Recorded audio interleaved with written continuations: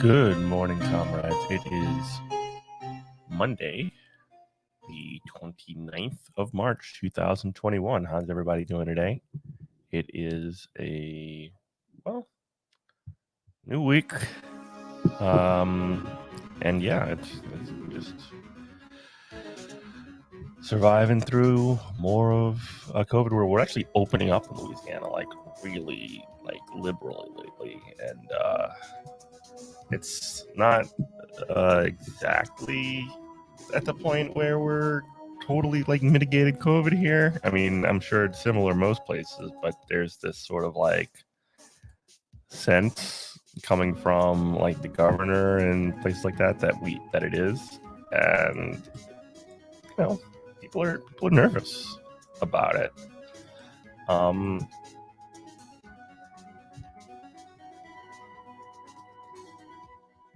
So yeah, there was a map that the Biden administration put out just a couple of days ago about us doing reopening, and it was sort of way more aggressive than anybody thought. Let me see if I can find it.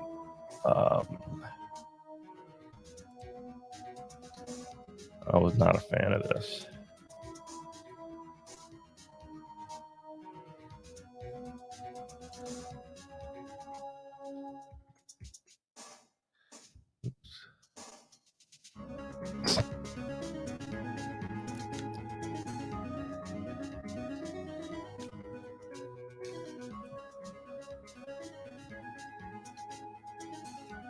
Here it is.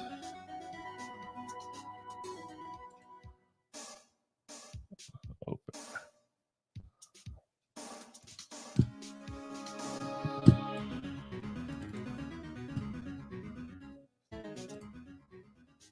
Morning, G Wolf. How you doing today? It is a lovely day. Here it is. 46 states and DC have already announced plans to open up eligibility no later than May 1st. We got, these states up north. We got Ohio. Oh, battleground states. Ohio. We have Joe Manchin's West Virginia. We got Vermont, Bernie at 2. Utah. These are the ones that are already open or will be open in the next week. Florida's been open since forever. Florida, where the hell are you at? You're gonna be open by April 15th? I thought y'all were I thought Florida was open for business. Georgia is on the already open list, or will be open in the next week. Alaska, of course. Hawaii, who's had low numbers, from what I understand, is not even open all the way. New York's not even on that list. New York, South Carolina, Arkansas, Wyoming aren't on there. They're the only 4 that aren't. But Louisiana's right there, already open or open in the next week. So, big yikes. Texas too. Mississippi, Georgia, like I said, West Virginia, Indiana, Oklahoma, Ohio rather. Not Oklahoma. Oklahoma's on there, yeah. North Dakota.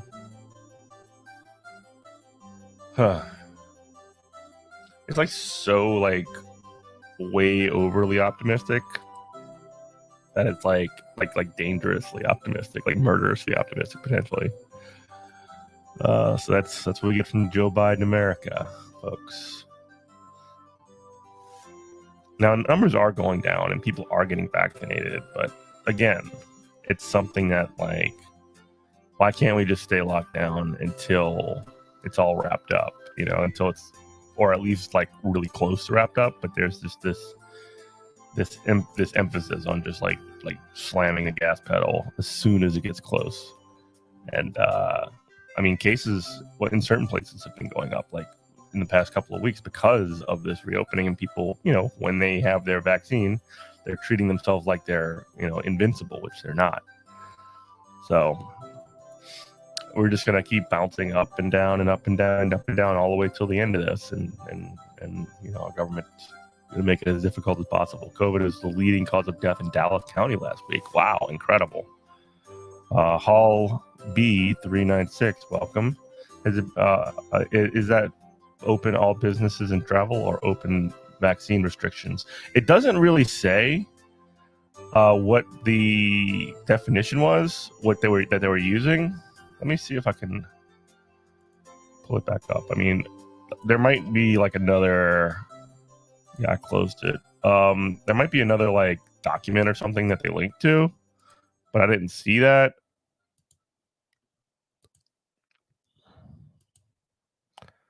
Let me see.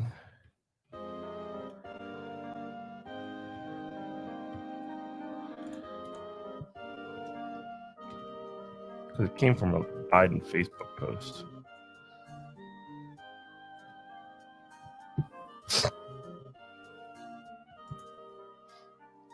No, all it is, this is the post that I saw it from. There might be more. I'll have to look at the website, the White House website.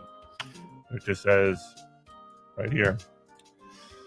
2 weeks ago, I directed all states, tribes, and territories to take all adult Americans eligible for vaccine no later than May 1st, and we're already making progress. That doesn't even really apply, unless is it eligibility for, like, open up eligibility for the vaccine? If that's the case, then good. But this is not very well communicated if that's the case. I don't know.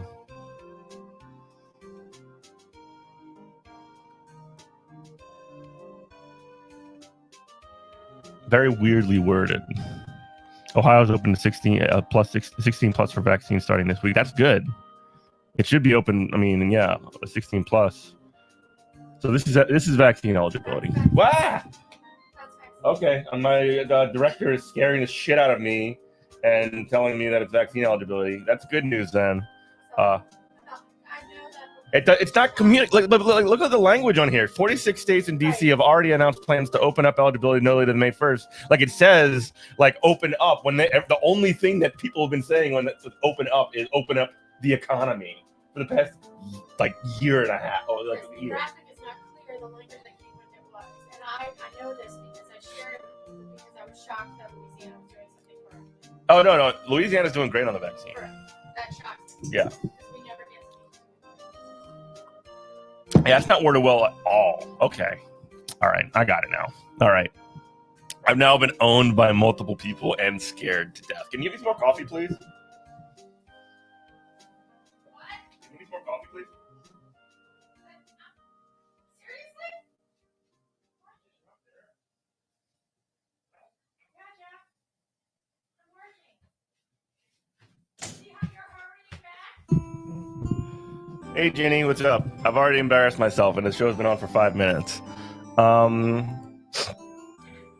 So anyway, Jenny just got the vaccine too. She just talked about it on the other day. She got the AstraZeneca.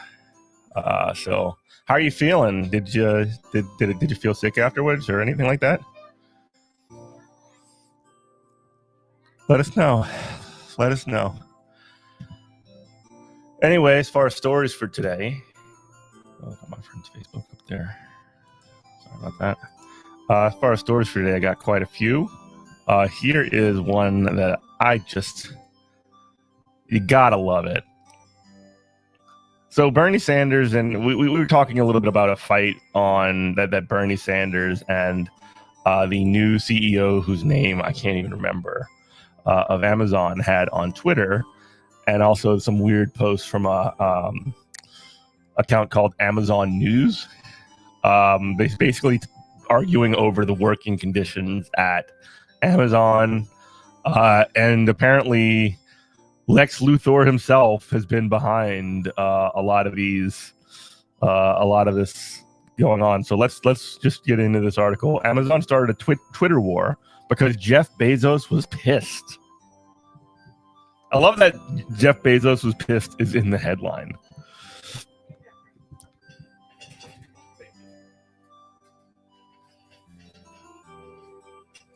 Snarky tweets targeting Senator Sanders and Elizabeth Warren came after the CEO told executive they weren't pushing back hard enough on critics.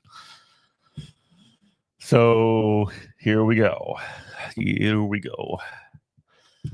Amazon has long been at odds with Senators Bernie Sanders and Elizabeth Warren over their criticisms of the company's labor and business practices, but discord reached new heights last week when Amazon aggressively went after both senators on Twitter in an unusual attack for a large corporation. With each new snarky tweet from an Amazon executive or the company's official Twitter account, insiders and observers alike asked a version of the same question: what the hell is going on? It turns out that Amazon readers were following a broad mandate from the very top of the company: fight back. Recode has learned that Amazon CEO Jeff Bezos expressed dissatisfaction in recent weeks that company officials weren't more aggressive in how they pushed back against criticisms of the company that he and other leaders deem inaccurate or misleading. What followed was a series of snarky and aggressive tweets that ended up fueling their own media cycle. The timing was likely not coincidental. Bezos and other leaders are on edge as the company is facing the largest union election in the history at its Bessemer, Alabama warehouse. Election results will be tallied early this week, and Amazon officials understand that if majority of the employees vote to unionize, it could set off a chain reaction at other facilities, potentially forcing the e-commerce giant to overhaul how it manages its hundreds of thousands of frontline workers. And then it goes in. So basically, this fight from Dave Clark, who's the new CEO, who basically said, I welcome Bernie Sanders to Birmingham and appreciate this push for a progressive workplace. I often say that we're the Bernie Sanders of employees. Like, this new guy did this because Jeff Bezos told him to. So, like, the CEO is essentially like a puppet for Jeff Bezos. So then it goes down the drama. It goes down one with Elizabeth Warren that I didn't even know happened. So Warren said, what's going on in this one? This one's okay.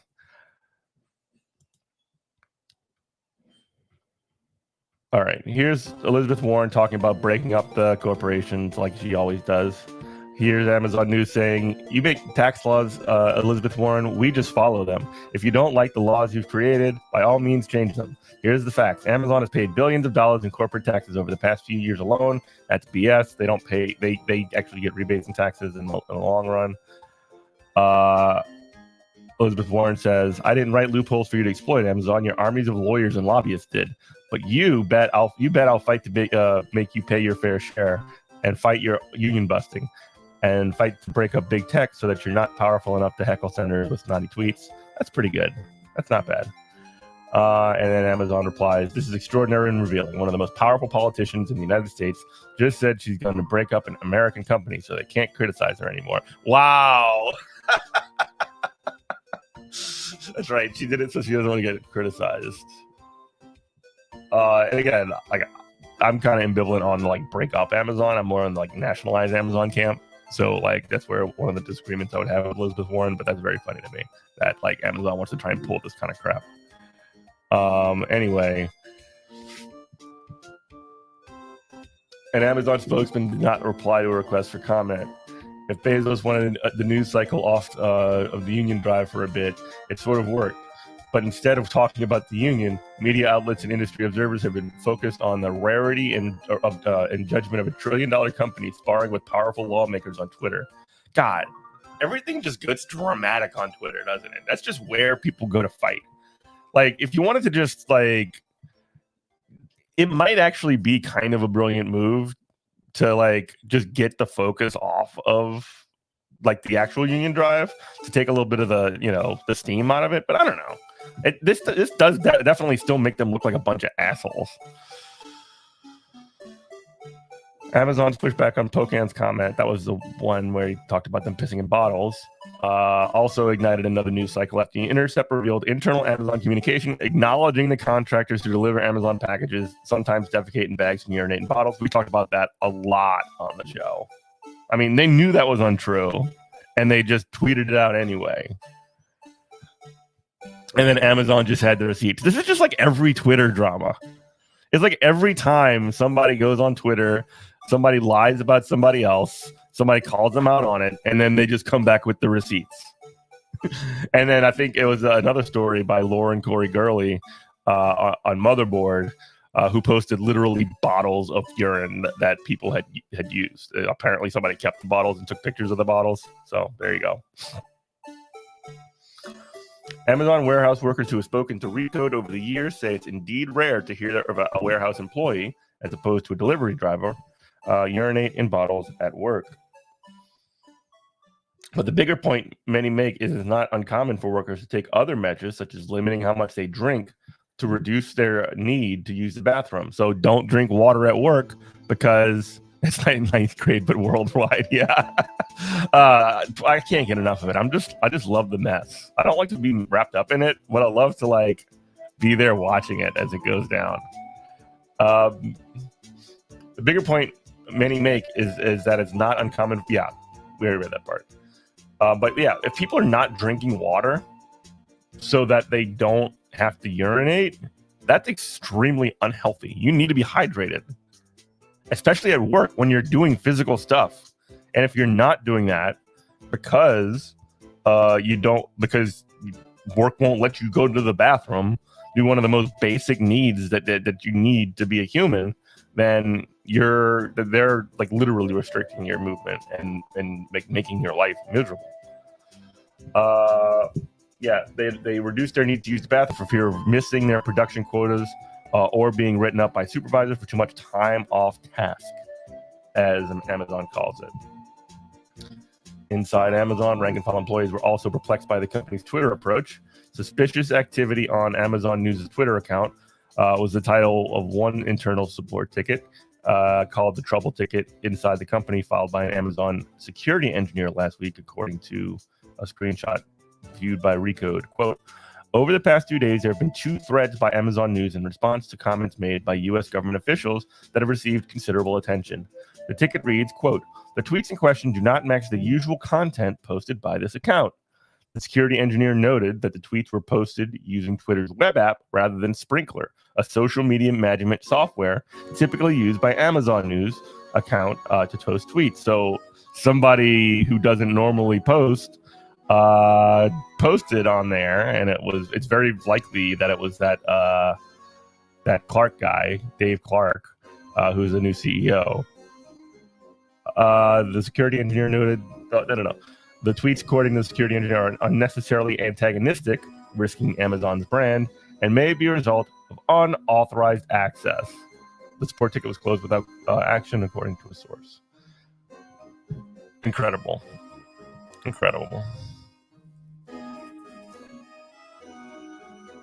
That's awesome. I love when Vox has stories like this, like they say the elites have failed. Like that's like the most Chris Hayes, like MS, like the good part of NBC, if there is one, like kind of framing. It's like but it blames it on, like again, like I said before, the elites and not the structures. So I don't know. Pig Trump showed every dickhead how to get away with being one. Yeah, that's true. Ginny had a sore arm for 2 days now and some muscle aching, but other than that, you're good. Well, that's good. I'm glad it's not hurting so bad, because for, like I said before, for me, the second shot of Moderna, pretty brutal, but definitely worth it. It was like one day I was on the shelf feeling really, really not well, but other than that, I've been fine. Let's see. Let's stick with Amazon here for a little bit. So you have their boss, Jeff Bezos, essentially ordering the new CEO, which is so funny. He's ordering the new CEO to essentially like tweet in his own defense or something, and hijacking this Amazon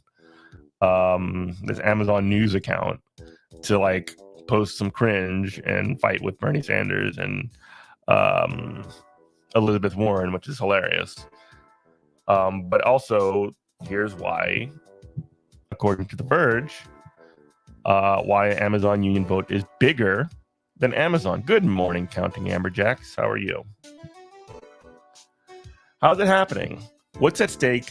And why the repercussions could affect the U.S. labor force. All right, let's hope this is a good one. I think it's going to be. So just to kind of like give a little background to this, today, the 29th of March is the last day. The election is over as of today. So the votes will be counted sometime early this week. Maybe it'll be later today. Maybe it'll be tomorrow. Like, I'm kind of on the edge of my seat about this. And you know how much we've been talking about this stuff on this show. It's almost every day. I'm surprised you people have put up with me for this. But anyway, yeah, this is basically like an explainer article. So that's good. So for the last 7 weeks, workers at Amazon warehouse in Bessemer, Alabama have been voting by mail on whether to unionize. Their ballots are due on Monday, March 29th, and counting will begin the next day. If union wins, the warehouse employees will become the first members of the U.S. workforce to unionize. A momentous event at a company that has long aggressively resisted the labor organizing, and one that would be a first step, towards improving conditions at the country's second largest employer. Here's what's happened so far and what might happen next. It's sunny in Indiana and you're stoned as fuck. Good for you. Who's voting? The vote is taking place at an Amazon warehouse called BHM1 in Bessemer, Alabama, outside Birmingham. It opened recently. Yeah, we know all this. Why are they unionizing? Oh, buddy. Employees say demanding and automatically enforce productivity metrics make work grueling, stressful, and dehumanizing. Amazon tracks two metrics: the average rate at which workers perform a task called task time, TASK time, TAKT time, TAK time, and how much time they spend not scanning items, called time off task. If workers fail to maintain that fast pace, they get reprimanded or fired. It's hard to do, especially when you have a lot of big products coming, said Perry Connolly, a worker at BHM1 who supports the union. I got to the point where people started complaining about going to the bathroom and coming back and something being said to them about their tack time going up. That was, what was it? Laura, I think her name was. There was we watched on Saturday the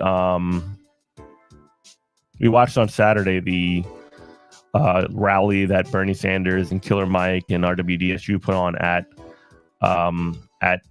the they joined the rally at Bessemer, Alabama, and one of the workers came up and talked about this. It was like it's actually, because it takes like 20 minutes to go to the bathroom, and then when you get back, they're like, "Where you been? You've been off task."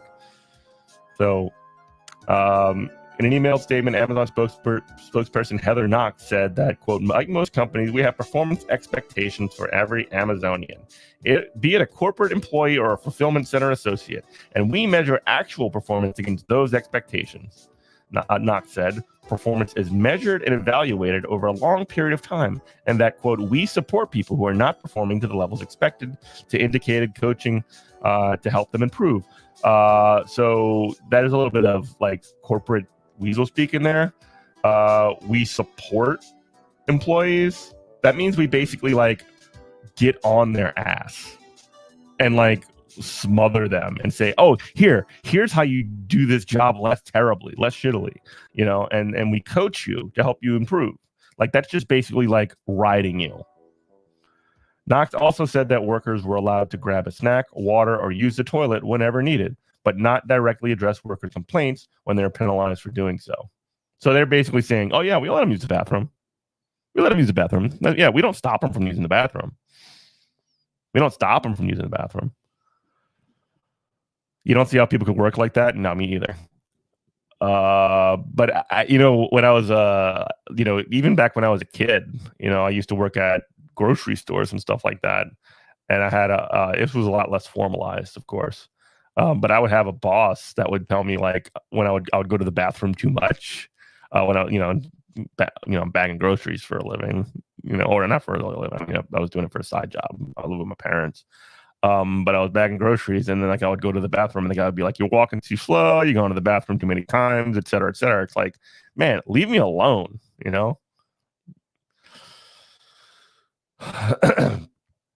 Workers also hope a union can negotiate higher pay. Many of the workers are acutely aware that Amazon has done stupendously well during the pandemic, with profits up 84% in 2020, while Jeff Bezos' personal wealth rising about $70 billion.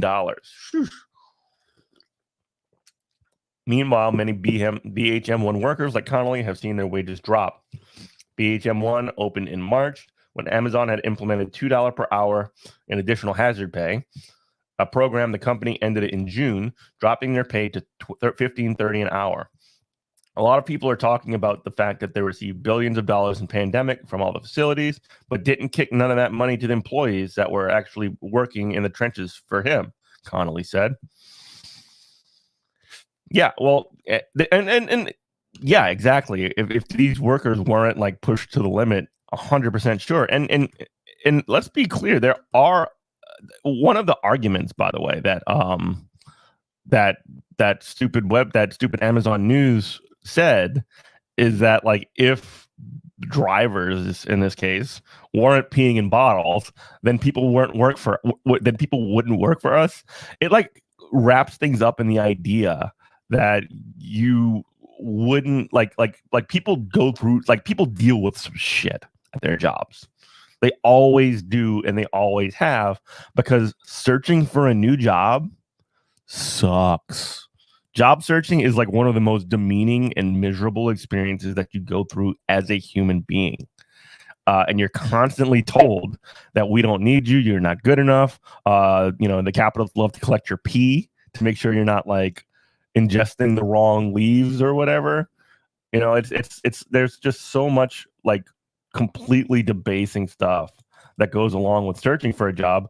So if you have a job at Amazon, you're gonna, and especially considering that it pays like decent, you're not gonna just like kick it aside. You're gonna deal with a lot of crap.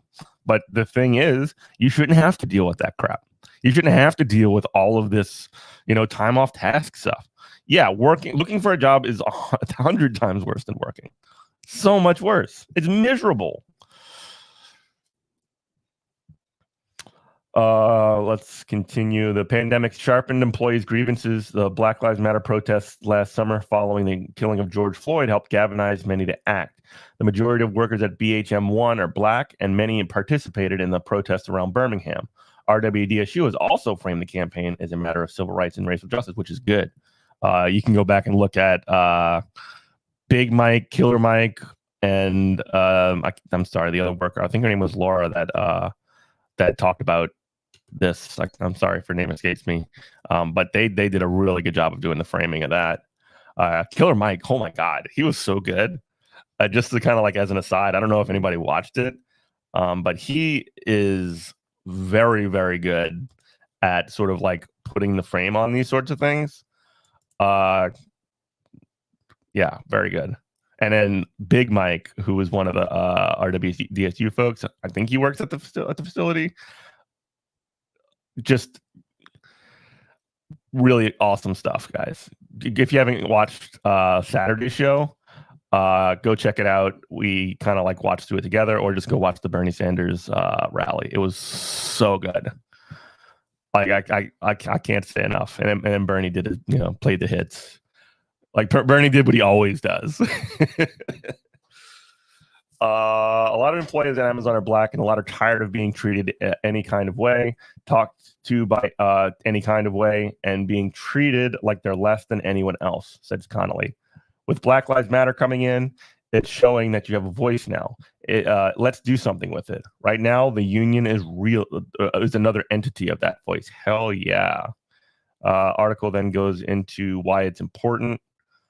Amazon's second largest employer in the U.S. with 800,000 employees, and it has fiercely resisted attempts at worker organizing. Remember Chris Smalls? He was completely like they fired him and said he was a terrible employee and all these other things because he tried to organize a drive up in New York. The other unionization effort to make it to a vote was in 2014 with a small group of repair technicians in Delaware. It failed after an aggressive anti-union campaign. More recently, the NLRB found that Amazon had threatened and fired workers who protested the company's handling of COVID-19. While the Bessemer effort would only organize a single warehouse, it would show that it can be done. Already, employees at other Amazon facilities have expressed interest in following BHM1's footsteps. Thousands of people have been calling R2B Thousands of workers saying, like, hey, we want to start a union too. So this has already kind of gotten the ball rolling on, other places driving. Now, the thing is that this is a big, there's thousands of people at this facility. And, it's going to be a huge lift to get a majority on here. And then next thing comes contract negotiation.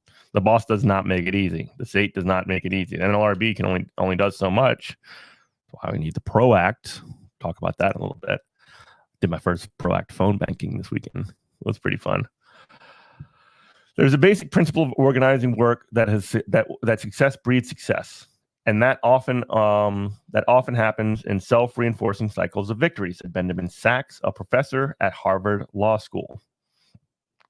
Organizing requires workers to take a risk, and workers are more likely to take a risk if they see that the risk is going to pay off. Such a chain reaction could do more than change the conditions that hundreds of thousands of Amazon workers work under.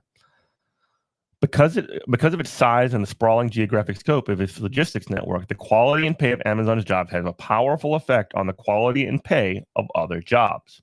So if the wages at Amazon go up, the wages at other jobs go up because more people have more money to spend, and that means more places can hire more people.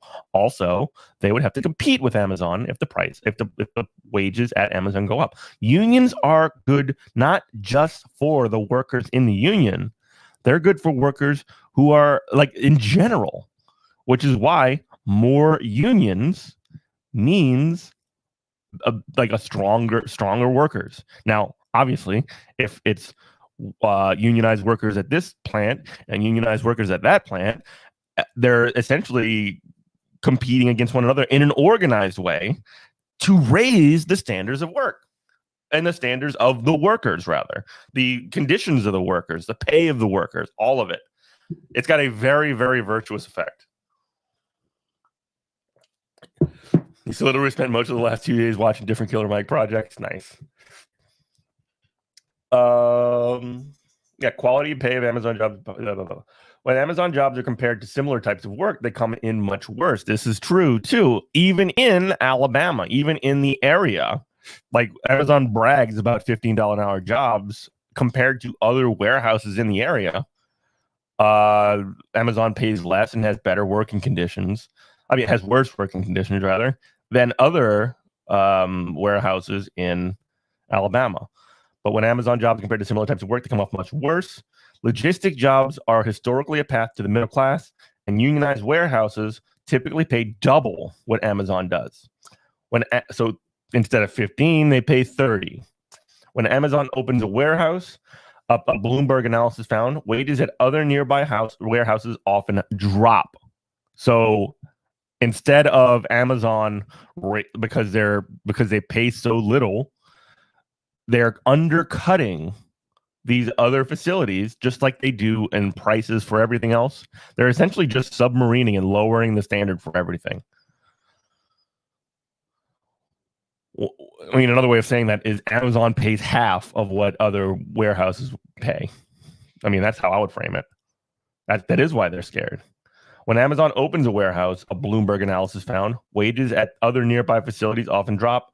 Amazon's method for worker tracking and enforcing productivity, aspects of the job that prompted BHM1 to unionize, have also spread across the logistics industry and other sectors as companies attempt to compete with Amazon. They're setting the industry standard, folks. The industry. So basically, when Amazon says we're going to make sure that workers' time off task, they can't use the bathroom or whatever, they won't drink water on their shift, then the mom and pop, smaller like individual warehouses have to do the same to compete. Good morning, Antifa. I see you're up to your normal stuff. Yeah, just throw the piss bottles at Amazon, if you know what I mean. At the boss, pitchforks, water bottles, and submarines are on sale at Amazon. Hilarious. Sachs called Amazon a bellwether employer for its outsized role in shaping the labor market and defining the future of work, similar to the role of the auto industry played in the early 20th century. Yeah, I mean, that is true. It is I don't want to make a sloppy comparison, but it is the auto industry in the early 20th century was in Detroit and areas around that, largely unionized. Well, I guess maybe it became unionized over the years. But that was something that really ramped up, and that it sort of shifted. Our economy has shifted to more of a consumer economy, and it's logistics type stuff.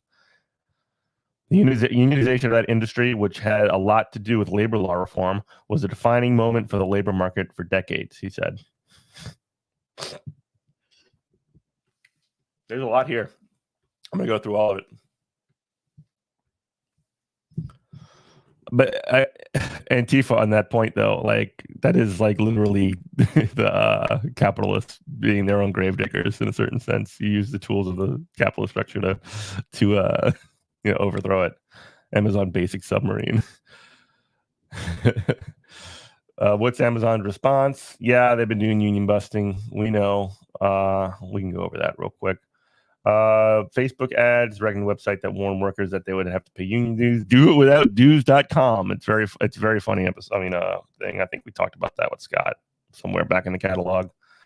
Management put up banners on walls and signs in the restroom stalls with messages like, "Where will your dues go?" inside of a toilet that you can't even use that often. Where will your dues go? And unions can't. We can. The company has brought in high-priced union busting firm that held mandatory meetings in the warehouse. They're spending $10,000 a day to try and bust this union. They call them training sessions, but all that it was union busting, said Connolly. Knox, the Amazon spokesman, defended the company's response to the union effort. Quote, this Heather Knox is an HR person, I guess. It is important that all employees understand the facts of joining a union and the election process, Knox wrote. Quote, we hosted regular information sessions for all employees. Oh, thank you so much for giving us information, which included an opportunity for employees to ask questions, ask us questions, don't ask the union questions, and educated through other channels as well.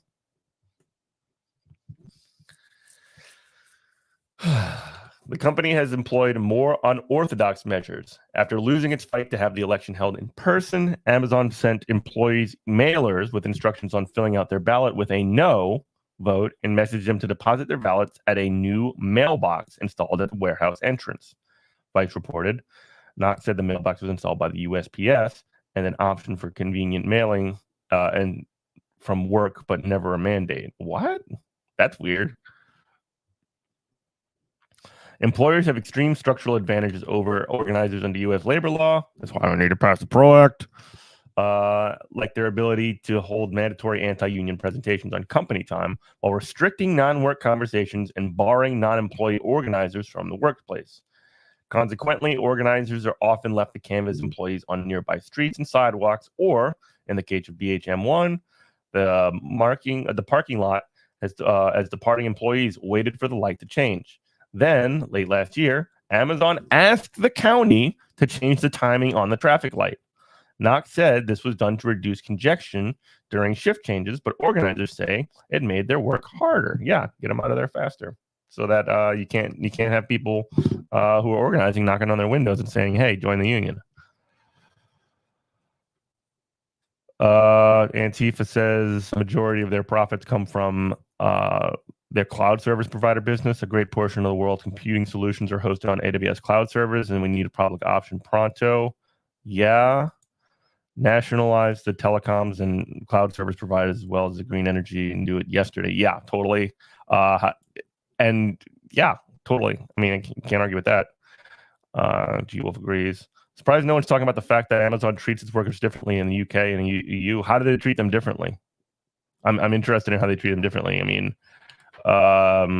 is it just because they have to like adapt to higher worker standards in the EU and UK?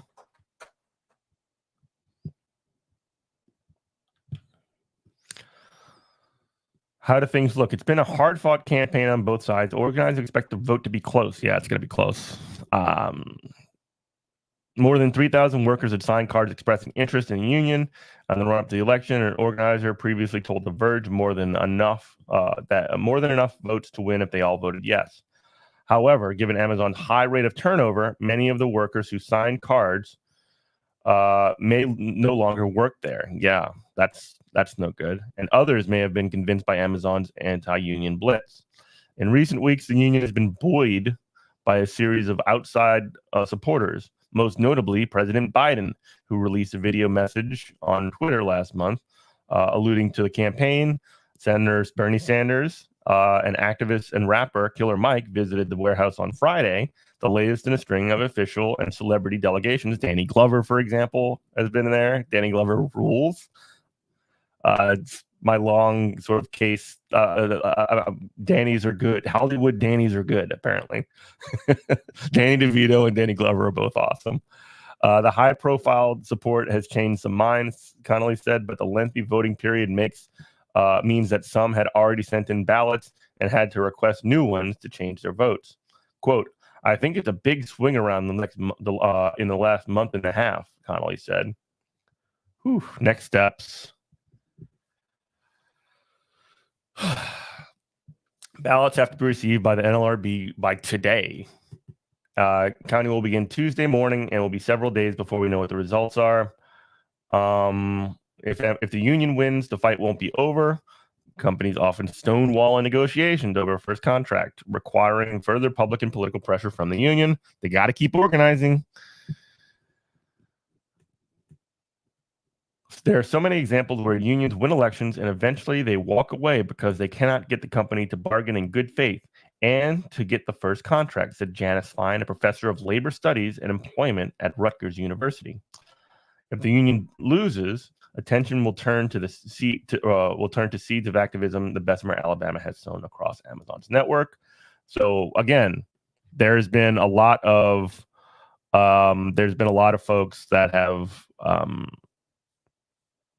requested information or inquired about a union from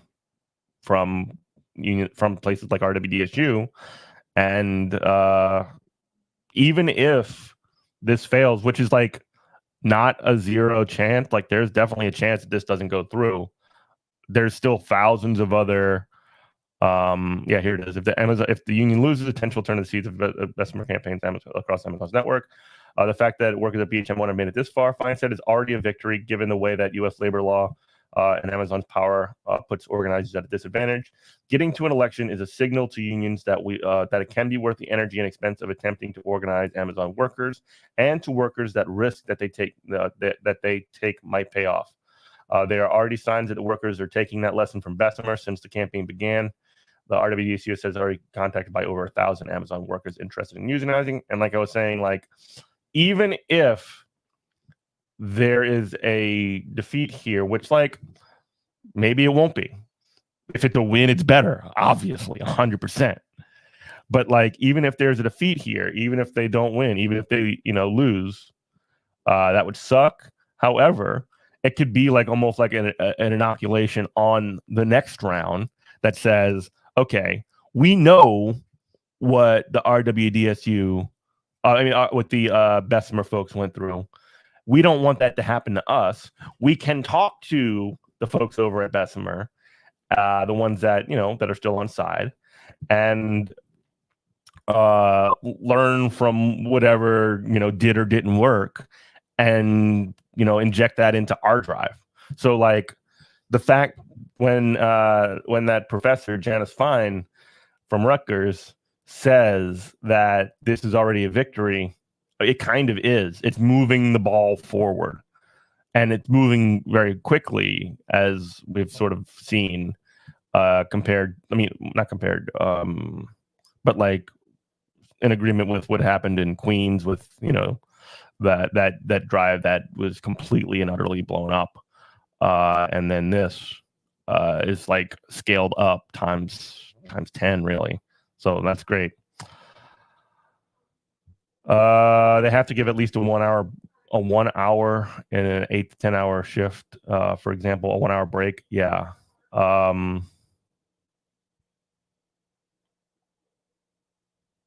Yeah. Is it a paid break? I wonder. Because in the US it's not. And it's only 30 minutes in the US too, if I'm not mistaken. But anyway, yeah, this is excited. Like, you know me. I'm just sort of like at the edge of my seat here, like waiting for these results to come in. I'm pumped. I'm excited. I'm ready for it. You know, maybe I'll cover something like some more like non Bessemer Union stuff after this thing kind of like blows over. But like I'm just like in that space. This is what's important to me right now. This and the ProAct, which I wanted to talk about the ProAct. So I did my first ProAct phone banking, which was really interesting too, on Friday night. Right, I had a long day Friday. We recorded actually a banger episode that's going to be going out tomorrow. Tomorrow's going to be a pre-record, but it's going to be a really good one. I talked with my friend Megan Romer and Chris Curley, and there's this sort of weird thing happening with the ProAct. And for those of y'all who don't know, the ProAct is a really good piece of legislation that's going through that's going to make it like easier to organize. It's going to increase workers' rights. It's going to make it harder to union bust. It's going to actually give like penalties and stuff if a boss union busts. It could be like meaningful penalties and stuff like that. But anyway, they're both freelance writers, right? They've written for like various papers and stuff like that, and they're going to get. They talked a little bit about how freelancers, like especially high-profile freelancers, actually only high-profile freelancers, they're like leading the charge against the ProAct because they think that it's going to affect like their like privileged position in the freelancing world. It's fascinating stuff, and that's going to be the episode for tomorrow. It's going to go out on here and on the radio, and you should definitely check that out. It's going to be so good. Anyway, after that, we did myself and Megan both did a shift for DSAs. Past the ProAct campaign, we called. It was probably about a 30-minute to an hour training where they taught us how to do it. And what we ended up doing is we were calling like people in Arizona, like just phone banking them, right? We set up for a dialer.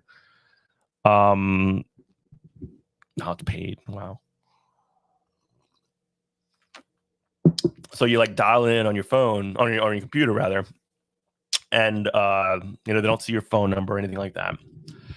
And you're calling like random people in Arizona, and what we were trying to do is get them, and we had like a little button on there where you can sort of patch them through to Mark Kelly, who is one of the senators in Arizona. There's two senators in Arizona, Mark Kelly and Kristen Sinema, and neither of them have supported the ProAct, right? So we would basically are trying to like talk people into like filling up their voicemails. And that's basically happened. We've sort of like flooded their voicemail box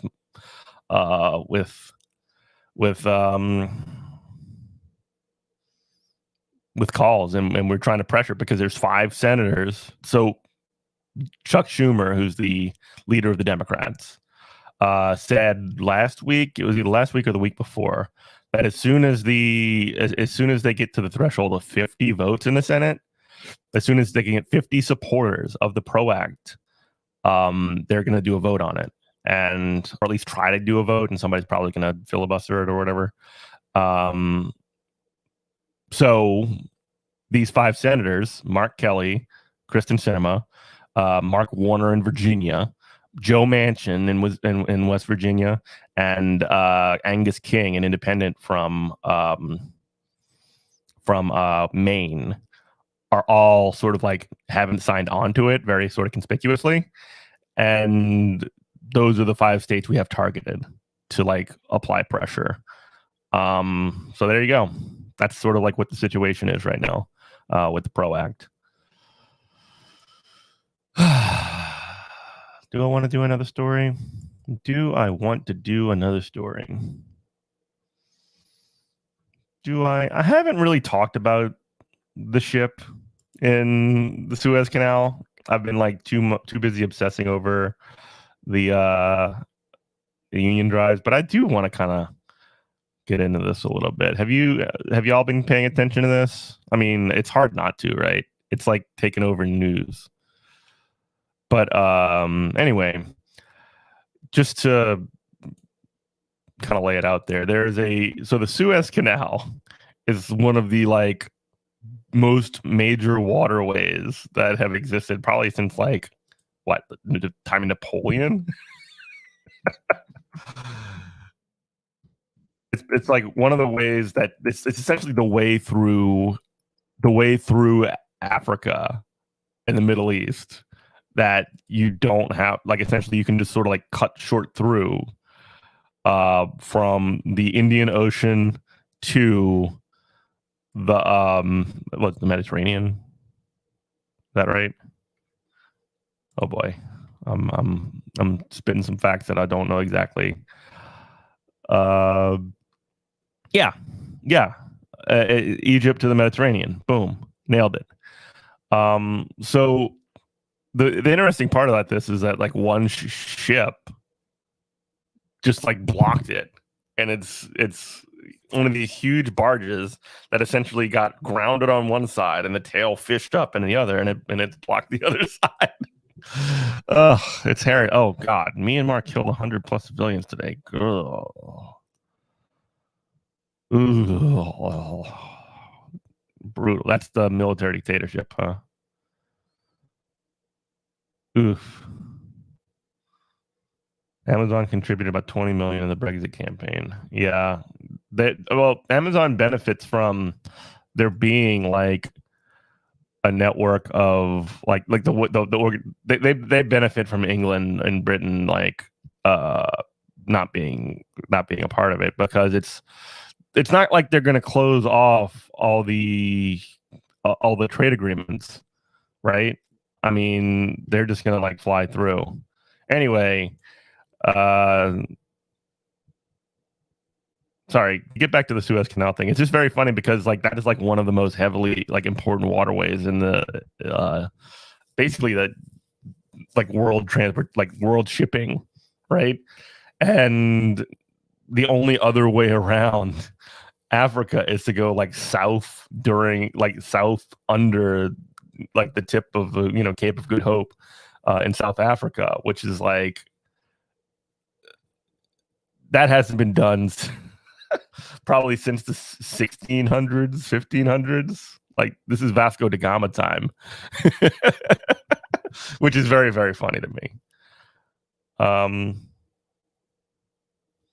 Yeah, they're almost certainly. Let me see. Let me find this Myanmar.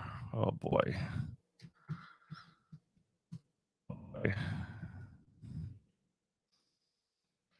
100+ civilians.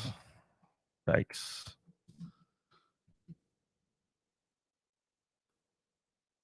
Airstrikes. Oh my God. All right, let's look at it. Series of airstrikes by Myanmar's military along the country's border raised concerns Monday that more villagers might flee to neighboring Thailand and raid in large numbers, and Thailand's not going to take them, I mean, easily. Adding a new dimension to an already volatile crisis, the strikes in the area populated predominantly by ethnic Karen people represent another escalation in the increasingly violent crackdown by Myanmar's junta on protest. So, yeah, as part of that, like the sorry, I'm not sharing my screen. Recently, Myanmar has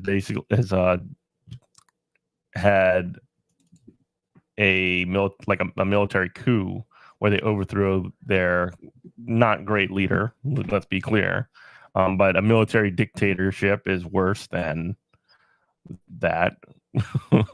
And now they're basically just murdering civilians and getting these groups of people doing a genocide, essentially, which horrible. I mean, it's absolutely horrible that this is taking place.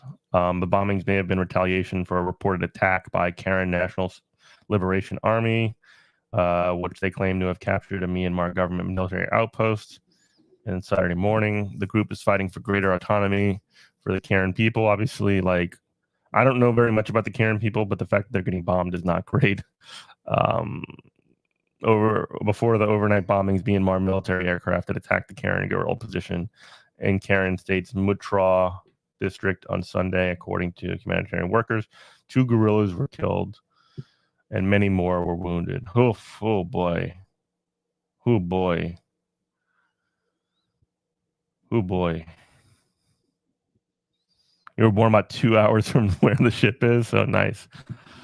That's awesome. So you were born in, was it Egypt? Was that where you were born, or elsewhere?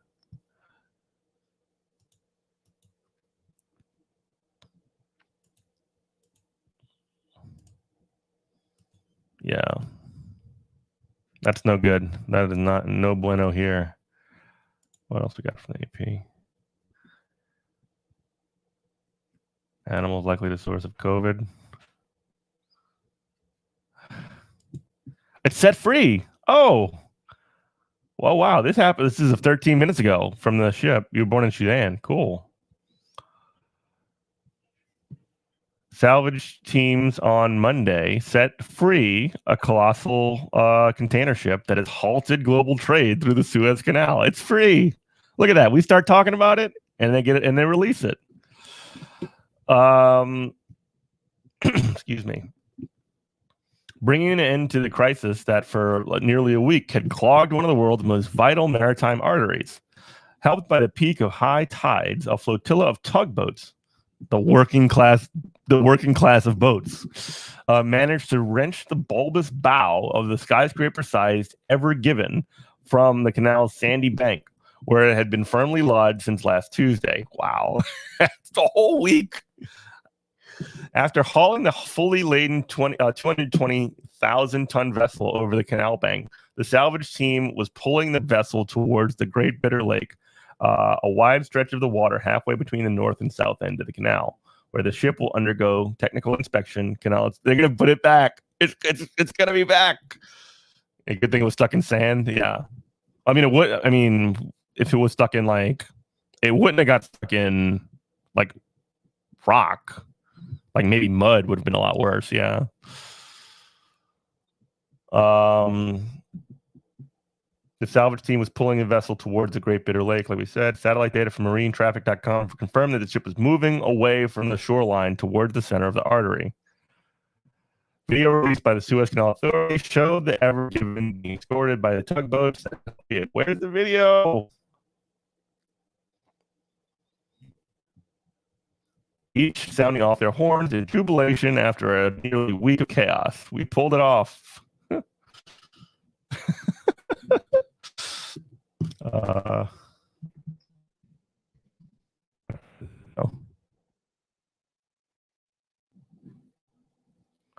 Hey, here it is. Cheers of celebration in the Suez Canal. Everyone's blaring as the Ever Given finally appears to make a move. For days, and despite a multinational rescue effort, the vessel has hardly budged. Now, finally, it's been refloated. Wedged across the Suez Canal, the scale of the... Sound scuffed? Is the sound scuffed? From me or from the video? Is the sound scuffed from me or from the video?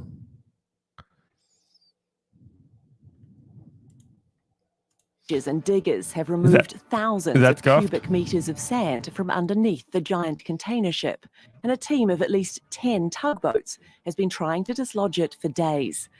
Since it ran aground, tankers and cargo ships carrying oil, gas and grain have stacked up at either end of the canal, delaying global trade and costing billions of dollars every day. Around about 7% of the world's oil trade goes through the Suez Canal, and it can't. Any ship has the choice of taking the longer route round the south of Africa. Takes around 2 weeks longer. Obviously, costs more because of the additional shipping costs. So ships are having to make that decision. Do they wait in that queue of 300, or do they take the longer? Yeah, there's like a giant backlog of ships that now want to go through the Suez Canal, I guess. The crisis is already having an impact on Syria. The authorities forced to announce fuel rationing as supplies from Iran are stuck. The news coming out of Syria is deeply, deeply worrying. The country was already... The interesting thing about this is that, it's very interesting that all of these critical, parts of the world can be shut down by one little strip of water being blocked. It's like you were saying earlier that they had to do fuel rationing. The country was already hitting. The news coming out of is forced to announce fuel rationing as supplies from. The crisis is already having an impact on Syria. The authorities forced to announce fuel rationing as supplies from Iran are stuck. The news coming out of Syria is deeply, deeply worrying.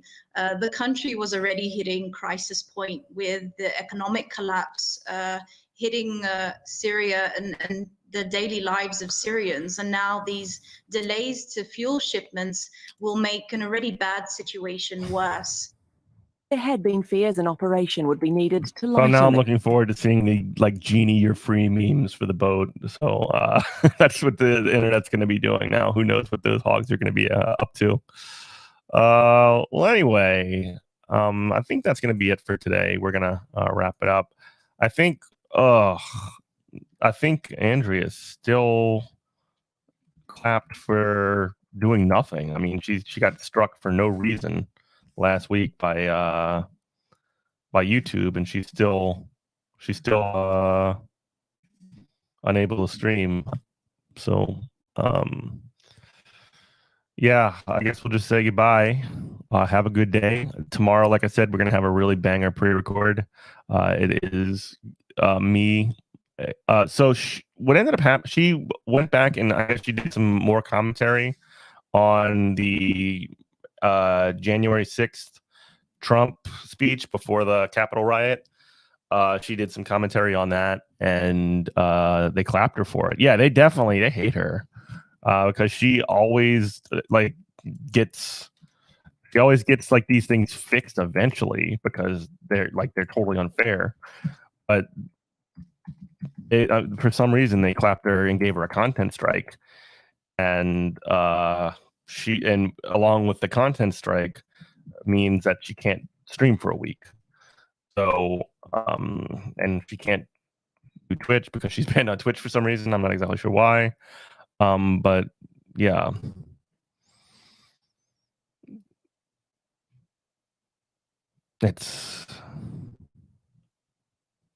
I'm looking here. Yeah, I guess she's not streaming today, unfortunately. She'll be back soon. But yeah. In the meantime, we'll be here tomorrow. We'll have our very special episode on the freelancers and the PRO Act. It's going to be a lot of fun. Yeah, trolls do come at her. She's yeah. Yeah.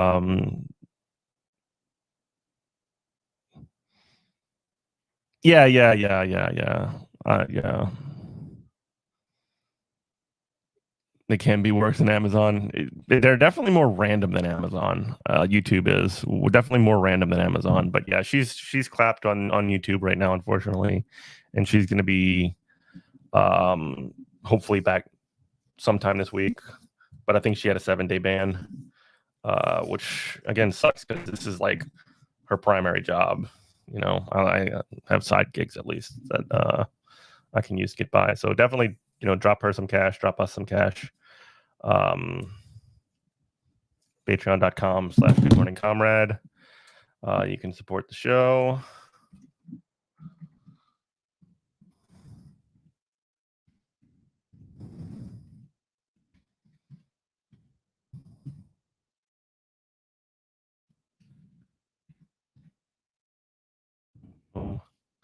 Have these things all saved up, but you know, I don't know how to do a bot. I'm stupid. But anyway, yeah, have a wonderful day. Bye, Ginny. Bye, G Wolf. Bye, Antifa. Bye to the entire crew. And like, yeah, if y'all know anybody that would want to watch the show and be interested, share it with them. You know, it'd be good to have more folks in here to chat with. Yeah. And hit like. Don't forget to hit like on your way out. Hit like the stream, folks. All right, everybody. Bye-bye.